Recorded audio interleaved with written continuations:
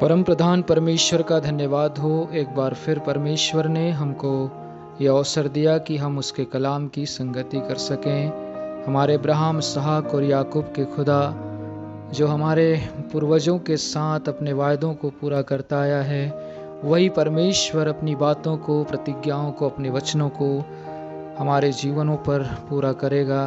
और उसका वायदा है वो यीशु मसीह कल, आज और युगान युग एक सा रहने वाला परमेश्वर है। हम खुदा की इबादत, उसकी महिमा, प्रशंसा करते हैं। आज के अध्ययन के लिए परमेश्वर के वचन यूहन्ना का सुसमाचार 15 अध्याय हम मनन करेंगे कुछ पदों को, जहां पर प्रभु ने कुछ लिखा है हमारे लिए। 15 अध्याय में लिखा है, सच्ची दाखलता मैं हूँ और मेरा पिता किसान है। जो डाली मुझ में है और नहीं फलती उसे वो काट डालता है, और जो फलती है उसे वो छांटता है ताकि और फले। तुम तो उस वचन के कारण जो मैंने तुमसे कहा है शुद्ध हो। तुम मुझ में बने रहो और मैं तुम में। जैसे डाली यदि दाखलता में बनी न रहे तो अपने आप से नहीं फल सकती, वैसे ही तुम भी यदि मुझ में बने न रहो तो नहीं फल सकते। मैं दाखलता हूँ, तुम डालियाँ हो। जो मुझ में बना रहता है और मैं उसमें, वो बहुत फलता है, क्योंकि मुझसे अलग होकर तुम कुछ भी नहीं कर सकते। यदि कोई मुझ में बना न रहे तो वो डाली के समान फेंक दिया जाता और सूख जाता है, और लोग उन्हें बटोर कर आग में झोंक देते और वे जल जाती है। और यदि तुम मुझ में बने रहो और मेरा वचन तुम में बना रहे तो फिर जो चाहो मांगो और वह तुम्हारे लिए हो जाएगा। और मेरे पिता की महिमा इसी से होती है कि तुम बहुत सा फल लाओ, तभी तुम मेरे चेले ठहरोगे। यहाँ तक हमने परमेश्वर के सुंदर कलाम को पढ़ा है। प्रभु यीशु मसीह ने बहुत से एग्जाम्पल, बहुत से उदाहरण, बहुत से दृष्टांत हम परमेश्वर के लोगों को दिए हैं कि हमको कैसे परमेश्वर के राज्य में प्रवेश करना है। उसने बहुत से दृष्टांत दिए हैं। उसमें से एक ये भी दृष्टांत है और सदृश्य है, ये दाखलता और डालियों के विषय में परमेश्वर का कलाम कहता है कि जैसे दाखलता जो होती है वो हमेशा डालियों से भरी रहती है, और एक पेड़ की जैसी शाखाएं बहुत सी होती है, उसी से उसकी सुंदरता होती है। और परमेश्वर भी यही चाहता है कि हम उसमें लगे रहें, एक डाली की तरह पनपते रहें, हरे भरे रहें, आशीषित रहें। परमेश्वर कभी नहीं चाहता अपने लोगों को कि वे दुख में रहें, उनका जीवन सूखा हो, उनकी तकलीफें बढ़े, परंतु वो चाहता है कि वे हरे भरे रहें। और हरे भरे रहने के लिए एक डाली को हमेशा दाखलता से लगे रहना चाहिए। हमने अपनी ज़िंदगी में हमेशा इस बात को देखा है, पेड़ को देखा है कि जो पेड़ सूख जाता है उसकी डालियां भी सूख जाती है, लेकिन जो पेड़ हरा भरा रहता है उसकी डालियां हरी भरी रहती है। ठीक वैसे ही हम परमेश्वर के लोग हैं और परमेश्वर ने हमको संसार में आशीषित रखा है। उसने कहा तुम मेरे फलों से लदे रहोगे, और आत्मा के 9 फल परमेश्वर ने हमको दिए हैं कि हम उससे हरे भरे रहें। लिखा है सच्ची दाखलता वो है और हम डाली हैं। वास्तव में हम भूल जाते हैं कि हमारा अस्तित्व परमेश्वर है, हमारी जड़ परमेश्वर है, हमारा तना परमेश्वर है, और हम उसकी जो ब्रांच है, शाखा हैं। हमारे अंदर कोई खूबी, कोई लियाकत, कोई अच्छाई और कोई बड़प्पन की बातें नहीं, लेकिन सारा स्रोत प्रभु यीशु मसीह से हमको मिलता है। जैसे बाइबल कहती है कि वो सच्ची दाखलता है और हम उसकी डालियां हैं। और लिखा है कि जो डाली मुझ में है वो नहीं फलती, उसे वो काट देता है, और जो फलती है उसे वो छांटता है ताकि और फले। यहाँ 2 पद में लिखा है कि जो फलती है उसे वो छांटता है, और जो नहीं फलती उसको वो काटता है। मतलब यहाँ काटना और छांटना 2 अलग अलग बातें हैं। काटना का शब्द जो आया है वो इस बात को दर्शाता है कि वो पूरी तरह से कट ऑफ हो जाएगा, वो दाखलता से अलग किया जाएगा और फिर उसका अस्तित्व खत्म हो जाएगा। लेकिन छांटने का तात्पर्य है कि वो उसकी रखवाली करेगा, उसे सींचेगा, उसकी देखभाल करेगा, उसकी सहायता करेगा, उसको बढ़ने में मदद करेगा, फलने फूलने में, हरी भरी रहने में मदद करेगा। हम कई बार इस बात को देखते हैं कि किसी माली को जब हम पार्क में देखते हैं और बगीचे में देखते हैं तो वो हमेशा पार्क की साफ सफाई किया करता है। तो वो कई तरह की पेड़ पौधों की छटाई करता है, कटाई करता है। जो बेकार के होते हैं उसको काट देता है और जो बेहतर होती है उसको छांट देता है। मतलब इसी तरह से एक माली जैसे वो अपने बगीचे को साफ करता है, वैसे ही परमेश्वर भी अपने लोगों को काटता और छांटता है, क्योंकि बाइबल कहती है कि वो परमेश्वर अपने लोगों से प्यार करता है, वो सच्ची दाखलता है और हम डाली हैं। हमने देखा है कि बहुत से लोग ऐसे हैं जो जिस डाल पर बैठे रहते हैं वे उसी डाल को कुल्हाड़ी मारते हैं और उसी डाल को काटते हैं। ये भूल जाते हैं कि वो अपने आप को नुकसान पहुंचाते हैं। एक पेड़ जिस तरह से हमको पूरी ज़िंदगी आशीष देता है, एक तरह की सुरक्षा देता है, पेड़ से हमको हमेशा देने की प्रवृत्ति दिखाई देती है, क्योंकि पेड़ से हमको छांव मिलता है, पेड़ से हमको लकड़ी मिलती है, पेड़ से हमको फल मिलते हैं, पेड़ से हमको बहुत सी चीज़ें ऊर्जा के लिए मिलती है और पेड़ हमेशा जो है वो देने वाला दिखाई देता है। तो हमारा प्रभु यीशु मसीह भी एक हरे पेड़ की तरह है जो हमको भी एक हरी ज़िंदगी देना चाहते हैं। एक बार प्रभु यीशु मसीह ने इस्राएल की स्त्रियों को रोते हुए देखा, जो स्त्रियां प्रभु यीशु मसीह के पास आकर रो रही थी, परंतु प्रभु जी कहते हैं मेरे लिए मत रो, लेकिन अपने और अपने संतानों के लिए रो, क्योंकि जब ये हरे पेड़ के साथ ऐसा करते हैं तो सूखे के साथ क्या कुछ न करेंगे। प्रभु जी इस बात को दर्शाते हैं। वो कहते हैं कि मैं एक हरा पेड़ हूँ, एक हरा फलदायी पेड़ हूँ जो तुम्हारे लिए सब कुछ देने वाला हूँ। एक बार की जो कहानी मैंने सुनी है कि एक बच्चा था और वो अक्सर एक पेड़ के नीचे आकर खेलता था और वो बच्चा रोज़ उस पेड़ के नीचे आता था और खेलता था। कुछ सालों के बाद वो बच्चा नहीं आया और पेड़ बड़ा उदास हुआ। उसने देखा कि बच्चा नहीं आया, लेकिन कई साल के बाद फिर वो बच्चा आता है और थोड़ा जवान हो जाता है। फिर वो कहता है पेड़ कि तुम अभी तक क्यों नहीं आए, मैं तेरा इंतज़ार कर रहा था लेकिन वो नहीं आया। तो उसने कहा कि अब मैं जवान हो गया हूँ, बच्चा नहीं हूँ, खेलने की उम्र नहीं है, मेरा कुछ कर्ज है, मैं उसको पटाना चाहता हूँ। तो पेड़ ने कहा ठीक है, मेरे जो फल हैं आप ले जाओ और बेच दो। और उसने बहुत सारे जो आम थे वो तोड़े और बेच दिया। और जब बेच दिया तो वो फिर काफ़ी दिनों के बाद पेड़ के पास नहीं आया। पेड़ को बुरा लगा, परंतु वो इंतज़ार करता रहा। फिर लेकिन कई सालों के बाद वो आया तो इस समय वो बहुत ही एजेड हो चुका था, लगभग 45 साल की उम्र हो चुकी थी। और जब वो उसके पास आया तो पेड़ ने वही सवाल किया कि आखिर तुम मेरे पास क्यों नहीं आए लौट के। तो उसने कहा कि अब मुझे बहुत से कर्ज हैं, बहुत सी बातें हैं, मुझे घर का काम धंधा देखना पड़ता है, अब मैं क्या करूं। तो पेड़ ने कहा एक काम करो, आप एक काम कीजिए, मेरे जो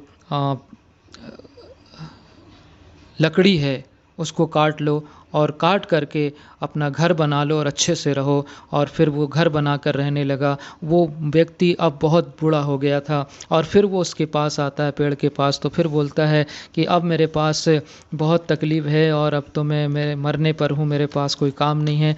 तो पेड़ ने कहा एक काम करो, मेरा जो तना है उसको भी काट दो और इस तने से एक अच्छी नाव बना लो जिससे तुम्हारा बिजनेस चले, काम चले। और वो चला गया। उस पेड़ से उसने बहुत कुछ पाया, फल पाया और लकड़ी पाई, और फिर उसने उसी पेड़ को पूरी तरह से काट करके अपनी नाव बना ली और वो वहाँ भी चला जाता है। कई साल के बाद फिर वो बूढ़ा होकर उसी पेड़ की जड़ के पास आता है और पेड़ फिर वहाँ से बोलता है मैं तुम्हारा अब भी इंतज़ार करता था। और वो कहता अब मेरे पास तुमको देने के लिए कुछ भी नहीं है। मेरे प्रियो, इस कहानी का आशय यह है कि परमेश्वर ने मेरे और आपके लिए अपना संपूर्ण हरा भरा जीवन, बाइबल कहती है कि वो राजाओं का राजा, प्रभुओं का प्रभु होकर भी स्वर्ग से उतर कर हम इंसानों के नारकी जीवन में आया और उसने अनुग्रह और सच्चाई के साथ डेरा किया। परमेश्वर का डेरा इंसानों के बीच में हुआ और बाइबल कहती है कि उसने अपना कतरा कतरा खून बहा दिया। और जैसे प्रभु यीशु मसीह ने अपना सब कुछ हमको दे दिया, इस पेड़ की कहानी की तरह कि इस हरे भरे पेड़ ने अपने मित्र के लिए अपना फल दिया, अपना लकड़ी दी, अपना पूरा शरीर काट कर दे दिया और फिर भी वो आशीषित रहा। और बाइबल कहती है कि जो कोई देता है वो आशीषित रहता है, क्योंकि देने से धन बढ़ता है। और बाइबल में लिखा है, दिया करो तो तुम्हें दिया जाएगा, जिस नाप से तुम देते हो उससे तुम्हारे लिए भी दिया जाएगा, नापा जाएगा। क्योंकि परमेश्वर कहता है, लेने से धन्य है देना, क्योंकि इससे परमेश्वर की आशीषें फलवंत होती है। प्रभु यीशु मसीह ने अपना संपूर्ण जीवन हम इंसानों के लिए दे दिया। उसने अपना कतरा कतरा खून बहा दिया। जब ये व्यक्ति बुजुर्ग अवस्था में पेड़ के तने जड़ के पास आया तो उसने कहा, अब मेरे पास देने के लिए कुछ भी नहीं है। मेरे प्रियो, प्रभु यीशु मसीह ने तो हमको क्या कहा कि तुम जीवन पाओ और बहुत आयास से पाओ। उसने हमारे लिए सब कुछ दे दिया। उसने अपना खून, अपना शरीर, अपनी आत्मा सब हमको दे दिया। और जाते जाते उसने कहा, देखो फिर मैं आऊँगा और एक आत्मा तुम्हारे लिए भेजूंगा। वो कहता है, मैंने अपना शरीर तुमको दिया, मैंने तुम्हें अपने वरदान दिए, मैंने तुम्हें अपनी सामर्थ्य दी, अपना सब कुछ ज्ञान दिया, और अंत में उसने अपनी आत्मा भी, जिसे हम पवित्र आत्मा कहते हैं, वो तक परमेश्वर ने हमको दे दिया। मेरे प्रियो, प्रभु खाली हो चुका है। वो कहता है, ऐ मेरे लोगों, मैंने लाख बार चाहा कि एक मुर्गी जैसे अपने बच्चों को परे तले छिपा लेती है, वैसे ही मैं तुझे कई बार सोचा कि अपने पंखों तले छिपा लूं, लेकिन तूने उस बेहतर दिन को न पहचाना। मेरे प्रियो, आज भी परमेश्वर इस अपनी बाहें फैलाए हमारे सामने खड़ा है कि हम उसके वचन को सुनकर, मानकर अपने जीवन को बेहतर और पवित्र बनाएं। बाइबल में लिखा हुआ है कि मुझ में बने रहो। पद 4 में लिखा है, तुम मुझ में बने रहो, और जैसे डाली यदि दाखलता में बनी न रहे तो अपने आप से नहीं फल सकती, वैसे ही तुम भी यदि मुझ में बने न रहो तो नहीं फल सकते। मेरे प्रियो, परमेश्वर की आशीष कहती है, वचन कहता है कि हम कैसे फलेंगे।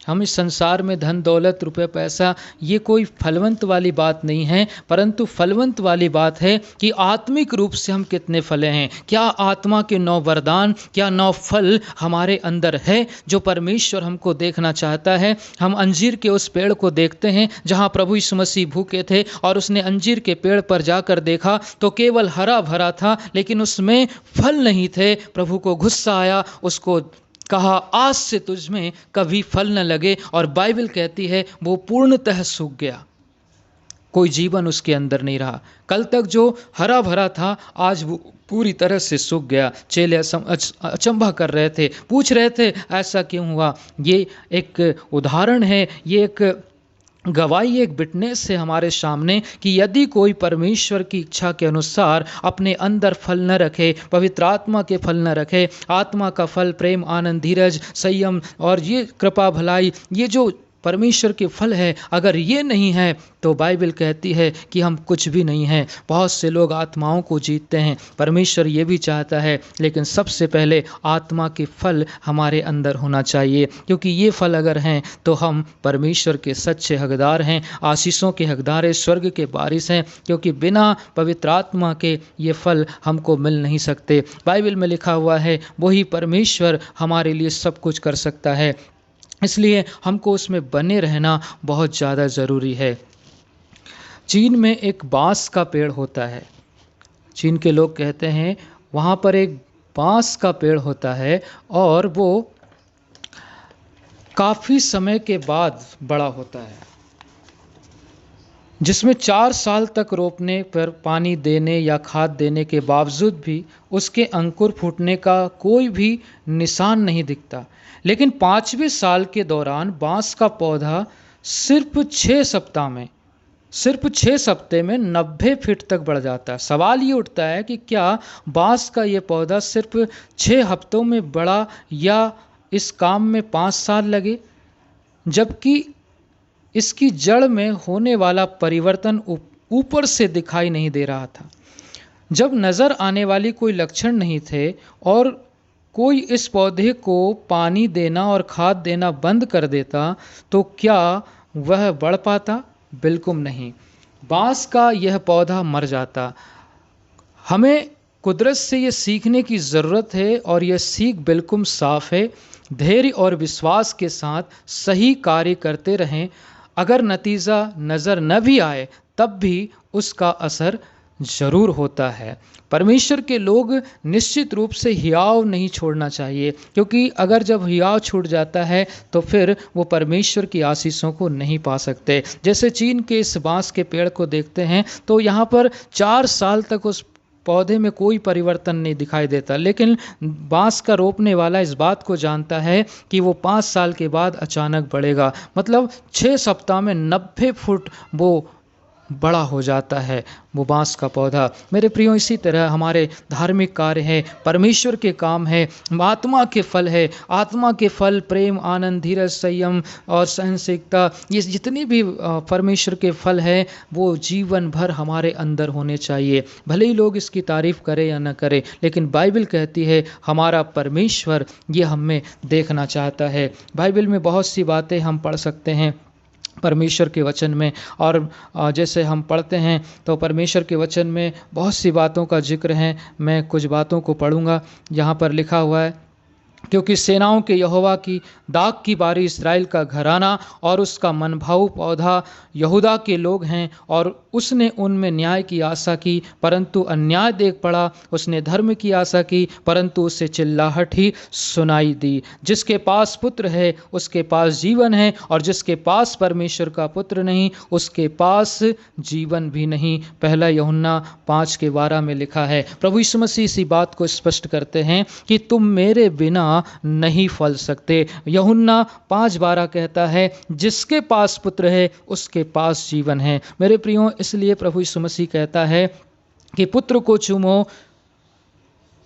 चूमो, कहीं ऐसा ना हो कि हम मार्ग में ही नाश हो जाएं। भजन संहिता 2 में लिखा हुआ है। और बाइबल कहती है और उसकी धार्मिकता के फल से जो यीशु मसीह के द्वारा होते हैं भरपूर होते जाओ, जिससे परमेश्वर की महिमा और स्तुति होती रहे। क्योंकि ज्योति का फल सब प्रकार की भलाई और धार्मिकता और सत्य है। इफिसियों 5 और उसके 9 पद में लिखा है, क्योंकि ज्योति का फल सब प्रकार की भलाई और धार्मिकता और सत्य है। मेरे प्रभु के लोगों, वास्तव में परमेश्वर क्या चाहता है? वो चाहता है कि कहीं ऐसा ना हो कि लोग डाली के समान फेंक दिए जाएं। वो नहीं चाहता कि कोई भी आदमी डाली की तरफ फेंक दिया जाए। हम जानते हैं सूखी लकड़ियों को लोग बटोर कर क्या करते हैं, उसे जला देते हैं, राख बन जाती है और वो हवा में उड़ जाती है, अस्तित्व खत्म हो जाता है। बाइबल में लिखा है अगर प्रभु से आशीष पाना है तो उसमें बने रहना है, उसके अनुसार चलना है।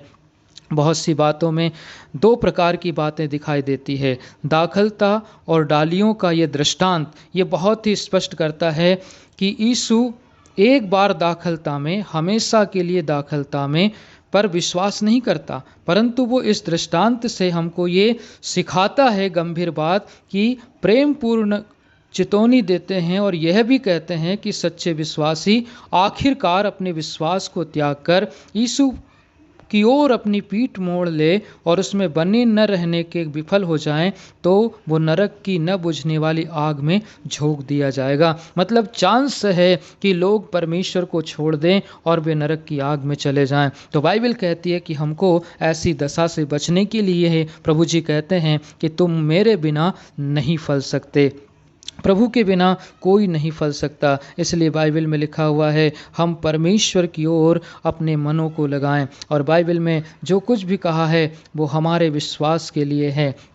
और इसलिए हम पढ़ते हैं वह तो ईंधन बनाकर आग में झोंकी जाती है, उसके दोनों सिरे आग से जल जाते हैं और उसके बीच का भाग भस्म हो जाता है। क्या वह किसी भी काम की है? यह हिजकिय्याह की किताब और 15 अध्याय 4 पद को अगर पढ़ें तो इसी दाखलता और लकड़ी के विषय में या ब्रांच के विषय में या फिर यूँ कहें डाली के विषय में लिखा है कि एक सूखी डाली की क्या औकात है, वो केवल भस्म होने के लिए है मेरे प्रियो। इसलिए बेहतर है कि एक इंसान आज के दौर में खुदा से लगा रहे, खुदा पर भरोसा रखे, क्योंकि वही सब कुछ पूरा करने वाला है। बाइबल कहती है प्रभु के वचन में यूहन्ना 14:15 में लिखा है, यदि तुम मुझसे प्रेम रखते हो तो मेरी आज्ञाओं को मानोगे, और जो आज्ञाओं को मानता है वो जीवन पाता है, वो सदैव यहोवा के धाम में रहता है, वो परमेश्वर की आशीषों के मद्देनज़र अपनी ज़िंदगी को जीता है। मेरे प्रियो, बाइबल कहती है हर प्रकार के लोभ को और जो संसार में हैं उससे अपने आप को बचाए रखो, क्योंकि बहुत सी बातों का अंत हो जाता है और बहुत सी बातों में लोग परमेश्वर की बातों को छोड़ देते हैं। बाइबल में लिखा है हमारा परमेश्वर आएगा और देर न करेगा, वो परमेश्वर सच्चा और अच्छा परमेश्वर है। इसलिए बाइबल में लिखा है हमारा प्रभु जो कहता है वो करके दिखाता है। निश्चय ही हमारा प्रभु महान है और बलवान है, और इसलिए बाइबल कहती है वो खुदा हमारे लिए सबसे महान परमेश्वर है। बाइबल में लिखा है यहोवा अपने लोगों की सहायता करता है। क्यों करता है? क्योंकि वो जो उसके साथ लगे रहते हैं वो एक डाली की तरह है, और जैसे माली बुरी चीज़ों को काट देता है और अच्छी चीज़ों को छांटता है, परमेश्वर भी ऐसा ही करता है। वो कहता है मैं भेड़ को बकरी से अलग करता हूँ, मैं दूध को पानी से अलग करता हूँ, मैं अच्छे को बुरे से अलग करता हूँ। उसका सूप उसके हाथों में है और वो खलियान को अच्छी तरह से साफ करता है। और बाइबल कहती है कि देखो अब हथौड़ा पेड़ों की जड़ पर है, और जो पेड़ अच्छा फल नहीं लाता वो काटा और आग में झोंका जाएगा।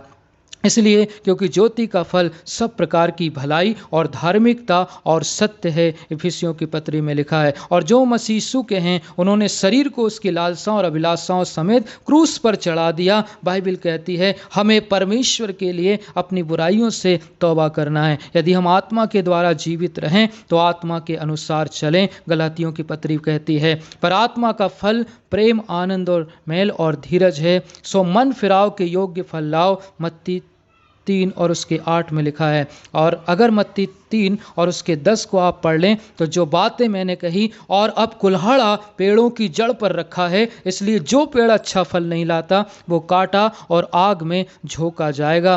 परंतु वह तो यहोवा की व्यवस्था से प्रसन्न रहता और उसकी व्यवस्था पर रात दिन ध्यान करता रहता है। इसलिए मेरे प्रियो, बाइबल कहती अगर परमेश्वर में बने रहना है तो रात और दिन उसकी व्यवस्था पर ध्यान देना है। क्योंकि देखो अभी हम संसार पर ध्यान दें तो चारों तरफ मौत है, अंधकार है, अकाल है, संकट है, भूकंप है, लड़ाइयाँ हैं, विद्रोह है, बुराई है, मौत है, अकाल है। परंतु अगर हम परमेश्वर की व्यवस्था पर ध्यान दें तो जीवन है, आनंद है, शांति है, सुकून है, और परमेश्वर का आगमन है जहाँ पर कोई तकलीफ, कोई गम नहीं होगा मेरे प्रियो। इसलिए बाइबल कहती है प्रभु में बने रहो, हम आशीषित रहेंगे। वो दाखलता है, हम डाली हैं। अगर हम दाखलता से अलग हो जाएं तो फिर हमारा अस्तित्व खतरे में है, इसलिए उसमें बने रहना है।